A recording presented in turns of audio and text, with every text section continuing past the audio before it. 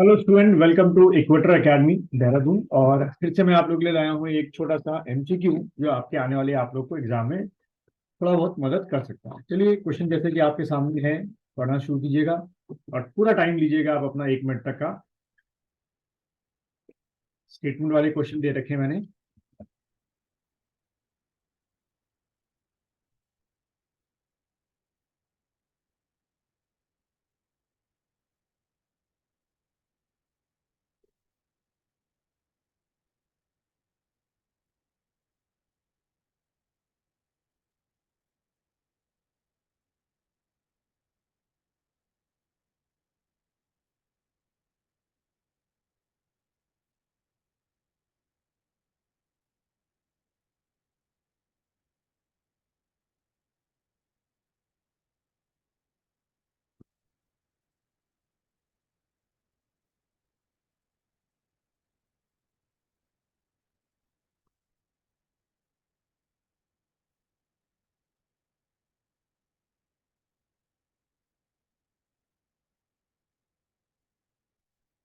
चलिए, आप लोगों ने इसका आंसर जो है मार्क कर लिया होगा। तो बच्चों देखो, इसका जो आंसर है, अगर आप पहला स्टेटमेंट देखो तो asteroids are small rocky planetoids, yeah, planetoids, and while comets are formed of frozen gases held together by rocky and metallic mineral.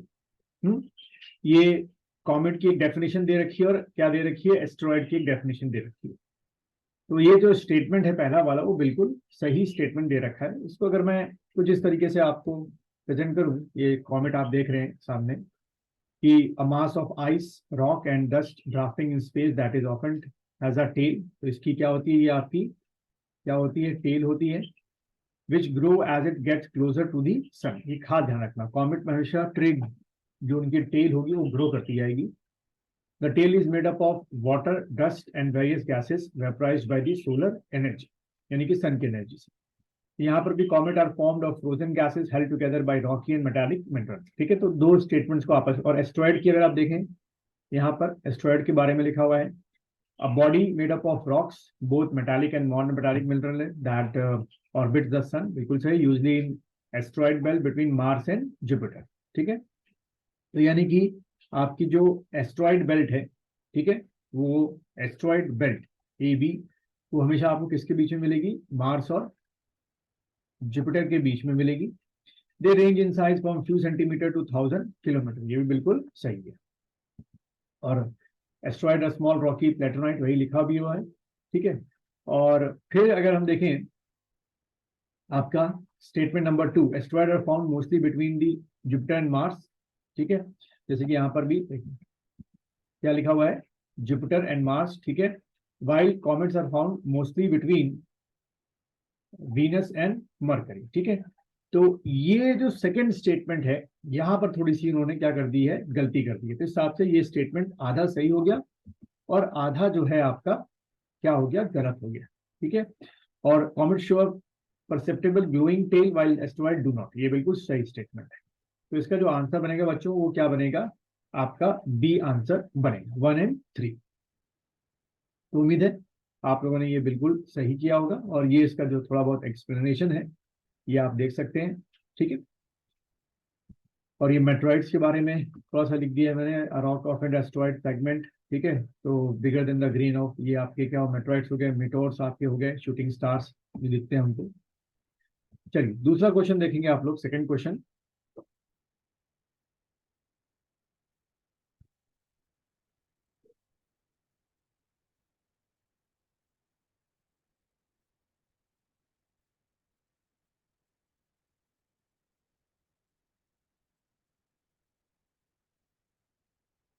पूरे जितने भी आपके तीनों स्टेटमेंट्स हैं, सॉरी चारों स्टेटमेंट है, उसको आराम से पढ़िएगा।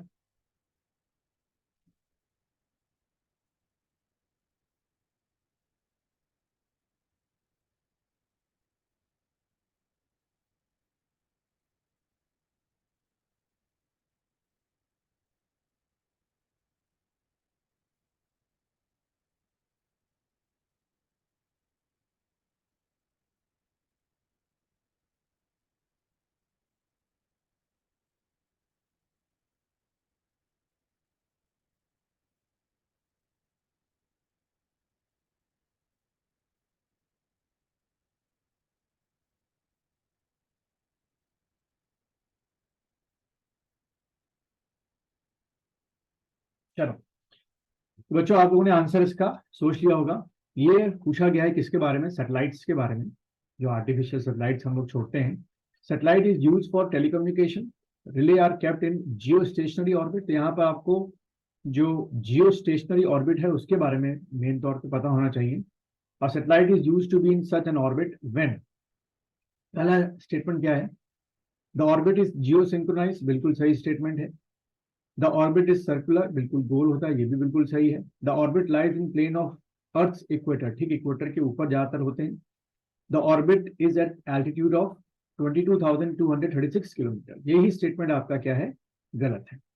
ठीक है, तो इसके हिसाब से जो आंसर बन रहा है वो आपका बनेगा वन, पहला स्टेटमेंट सही है, दूसरा स्टेटमेंट सही है, और तीसरा स्टेटमेंट सही है। ठीक है, इसको अगर कुछ इस तरीके से डायग्राम में समझाऊं कि ये जो आपकी होती है, ये क्या होती है? आपकी जियो स्टेशनरी जो ऑर्बिट है वो होता है। अगर यहाँ पर कोई सेटेलाइट है तो वो अर्थ के हमेशा इसी पॉइंट पे रहेगी। ठीक है, ये मान लो पॉइंट वन है तो पॉइंट वन के ऊपर रहेगी, और अर्थ के साथ साथ जो होगी वो क्या होगी? ऐसे आपके घूमती रहेगी। जैसे अर्थ आपकी घूम रही है इस तरीके से, वैसे ये सेटेलाइट भी घूमती रहेगी। तो हमेशा अगर मान लीजिए इंडिया के ऊपर वो है तो हमेशा इंडिया के ऊपर ही रहेगी। ठीक है, और जियो स्टेशनरी की खास बात यहाँ पे मैंने लिखा हुआ है कि it is a low inclination orbit, it make satellite page in appear stationary, constant आपको लगेगी, और 36,000 किलोमीटर की इसकी क्या होती है? एल्टीट्यूड। हमारी बात करें इंडिया की, तो इंडिया की आपकी इनसेट जो है सभी इसी सीरीज की, यानी कि जियो स्टेशनरी के हैं सेटेलाइट्स।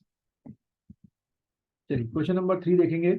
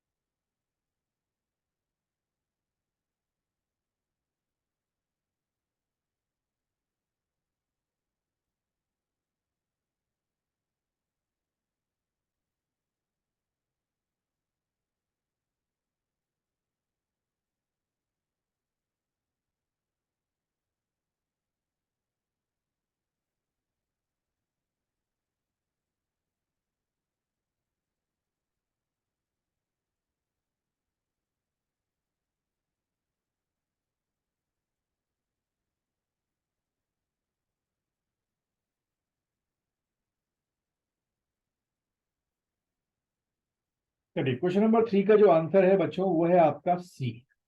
हमारी जो अर्थ है वो 23.5 डिग्री पे इंक्लाइनेशन है, इसकी वजह से क्या होते हैं? सीजन जो है वो आपके चेंज होते हैं।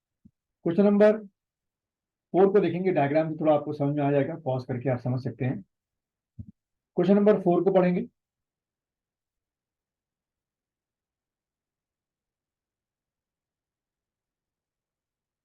बहुत ही बेहतरीन क्वेश्चन है। पूछा गया है कि इनमें से कौन सा स्टेटमेंट या एक स्टेटमेंट इंडिकेटिव, नॉट, वर्ड ध्यान रखना, not indicative of difference between F R fundamental rights and DPSP.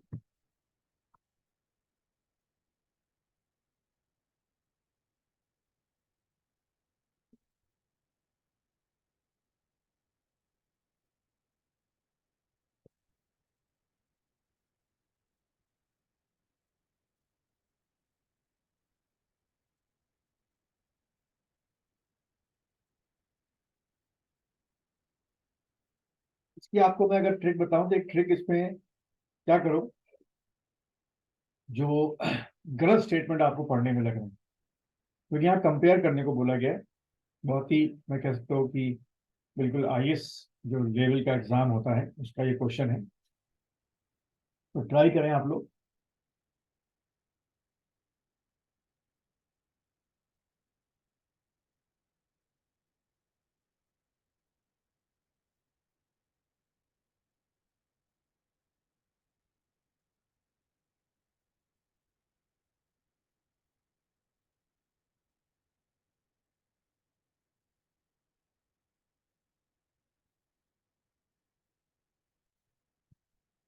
चलो बच्चों, इसमें देखो, एक जो कुछ अगर आपने चारों स्टेटमेंट पढ़े होंगे तो आपको दो स्टेटमेंट ऐसे लगे होंगे कि जो लग ही नहीं रखे हो सकते हैं। जैसे कि फंडामेंटल राइट्स आर अमेंडेबल, ठीक है कर सकते हैं, हमने किया भी है कि भाई हमारा राइट ऑफ प्रॉपर्टी को हटा दिया। बट डीपीएसपी कैन नॉट, बिल्कुल गलत। डीपीएसपी में बहुत सारे अमेंडमेंट हमारे 1950 के बाद हुए हैं, तो ये स्टेटमेंट तो लग ही नहीं रहा कि ये आंसर में आ सकता है। दूसरा देखो, fundamental rights were inclined in original constitution, ठीक है, but DPSP were added by the first amendment, गलत। पहले से आपके 36 से लेकर 51 तक के डीपीएसपी आपके दे रखे हैं, तो कहां से आपने उसको बाद में अडाउन किया अमेंडमेंट, ओरिजिनली डीएसपी थे। तो भाई आंसर जो है बाकी के दो बचेंगे, तो इसका आंसर जो निकलेगा वो 1 एंड 2 आपका इसका आंसर निकलेगा। क्वेश्चन नंबर 5 को पढ़ेंगे।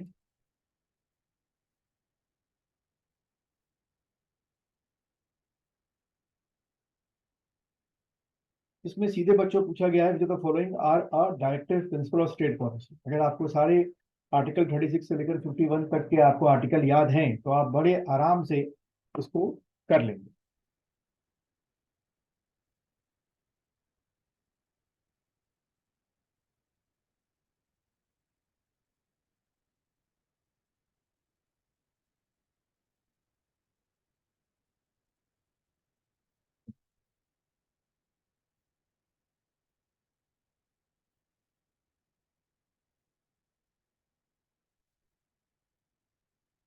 चलिए बच्चों, इसका जो आंसर है वो आपका सी बनेगा। ये बिल्कुल सही, equal pay for equal work, equal right to educate means of livelihood. ये थोड़ा सा आप इसमें ना आंसर पूरा सा अगर देखा जाए तो ये गलत भी है तरीके से, थर्ड क्वेश्चन, क्योंकि अबॉर्डिशन ऑफ अनटचेबिलिटी जो है वो सीधे आर्टिकल 17 में दे रखा है, और ह्यूमन कंडीशन ऑफ वर्क जो है वो दोबारा से किस में दे रखा है, डीपीएसपी में दे रखा है। तो इसको अगर आप एक साथ मान के चलेंगे तो फिर 1 2 3 बनेगा, और खाली 1 एंड 2 देखेंगे तो इसमें ऑप्शन में नहीं दे रखा है, ठीक है, थोड़ा सा ये डिस्प्यूटेड क्वेश्चन हो गया। क्वेश्चन नंबर 6 देखेंगे।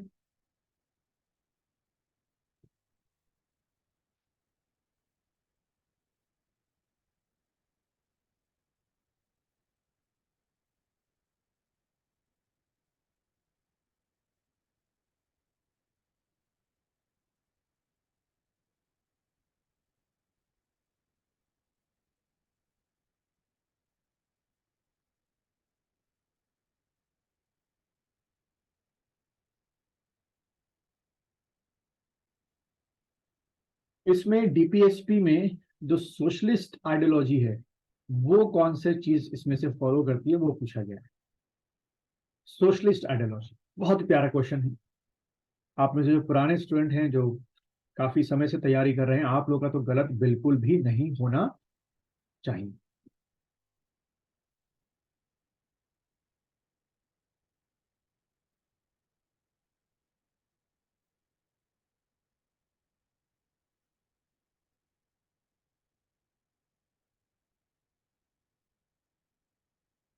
चलिए बच्चों, इसका जो आंसर है वो आपका बनेगा a, securing equity distribution of material resources. कोई सोशलिस्ट पैटर्न है, बाकी सब जो है आपके गांधीयन पैटर्न है, ये सब इसमें नहीं आएंगे, ठीक है, ये आपके सोशलिस्ट पैटर्न नहीं है, सोशलिस्ट नहीं है, ये तो आंसर खैर बनेगा नहीं, तो ये आंसर आपका ए हो गया।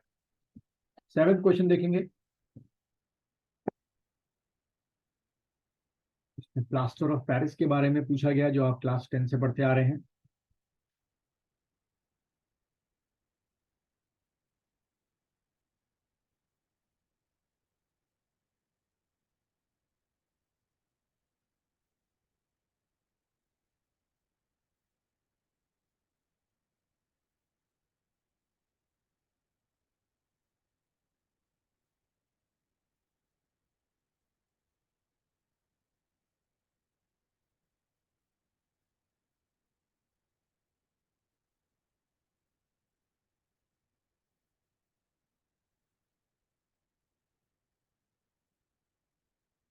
चलिए बच्चों, इसका जो आंसर बनेगा वो क्या होगा, सी होगा, dehydration leading to another hydrate. Question number 8 को देखेंगे।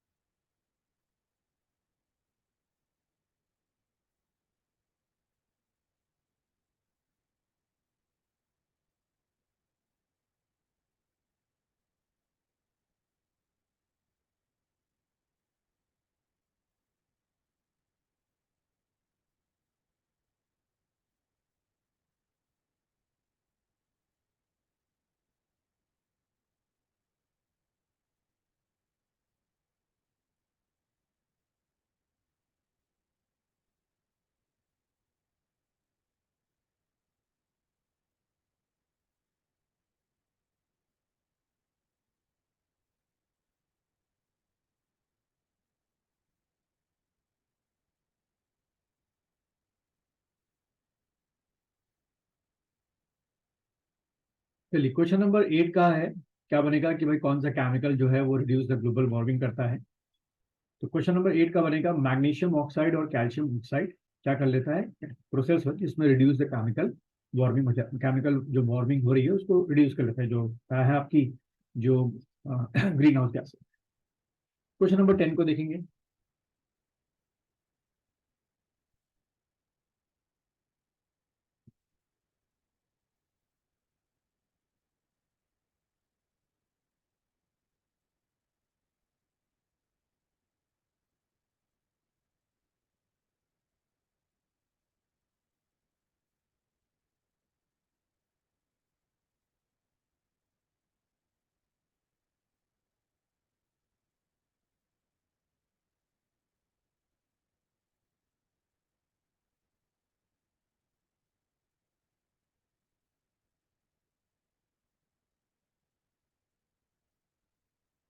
चलिए क्वेश्चन नंबर 9 का जो आंसर है ये किस में यूज होता है, तो एंटी डिप्रेशन के तौर पे इसका जो एम्फेटामाइन है उसका यूज किया जाता है, यानी कि आंसर बी बनेगा। और क्वेश्चन नंबर 10 और लास्ट देखेंगे।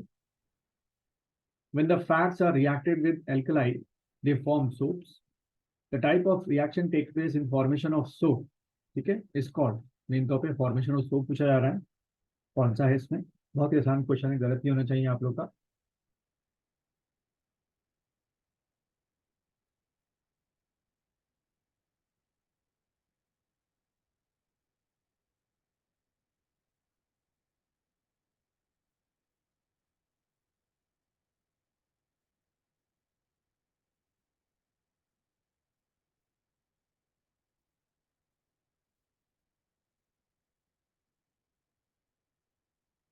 बच्चों इसका जो आंसर है वो है आपका बी, सेपोनिफिकेशन।